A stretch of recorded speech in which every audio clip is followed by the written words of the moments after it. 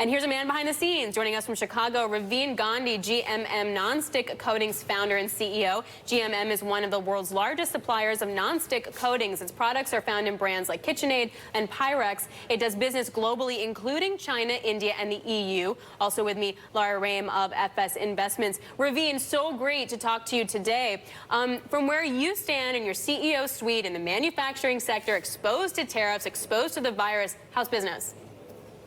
Well, we had a great year in 2019. We were up about 25% year over year. So in that sense, it was great. Obviously, the economy remains rock solid. As I look to 2020, we are forecasting low single-digit growth. The virus is obviously a big factor in that. Trade with us is still a big factor in that because of the tariffs. So those are my concerns. Laura? Hi. I'm so fascinated by the space that you're in. You've really been seeing a lot of, last year was a big year where manufacturing declined across the board. And we saw the latest ISM numbers. They seem to bounce. Do you reflect that, or do you feel like there's still uncertainty going into this year?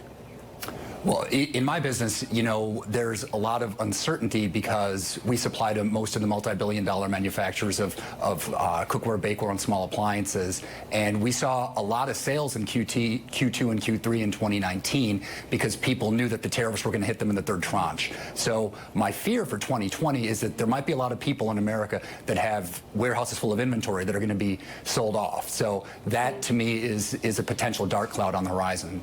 How do you thread the needle between the uncertainty in your supply chain, the potential regulatory uncertainty coming through as the election debate crystallizes, that policy debate crystallizes, and the candidates become clearer? When does it all clear up? Well, I don't know that it does clear up. I think so. I guess I would take those one by one. In terms of the supply chain, that was turned upside down. I give the president some credit for making China blink on one hand, but on the other hand, there's lots of inflationary risk. If those, these tariffs are obviously paid by Americans, they're not paid by China. In China, you have a lot of people who pulled out, who went to India, who went to Malaysia, who went to Vietnam. So they still have to, in some cases, get things stood up. If you're talking about the broad political risk, I think that's probably the biggest one. If I look at the race right now, there's a lot of people on the left, on both sides of the left, very moderate as well as kind of on the socialist side. So I think that's kind of scary. So it's going to be very fascinating for us to try to thread that needle. I'm interested in your company's experience with this phase one trade deal. We've seen now some of evidence of the agreement included rolling back some of these tariffs. But as you said, I think the president stepped to China with a lot of really critical issues that go far beyond just the raw goods importing and exporting, things like intellectual property sharing, things like other protectionist measures, cybersecurity.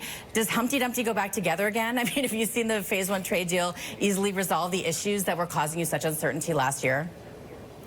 No, I think that there obviously needs to be a phase two. I've been on the show a number of times kind of being a Cassandra saying, wow, the sky's going to fall if you have tariffs. And obviously that did not happen. The stock market remains high. So the president, did really well in that sense. But I think that there is obviously hundreds of billions of dollars being paid by American consumers. And inflation is something that nobody wants. And if we get it, I think it makes the president very vulnerable. I think if we don't have a recession in 2020, the president is going to be awfully hard to beat. If things start slowing down and people start seeing the tariffs and a potential inflationary situation as an unforced error, I think that's going to make him, very vulnerable. All right, Ravin, so great to get your perspective. Ravin Gandhi of GMM Nonstick Coatings.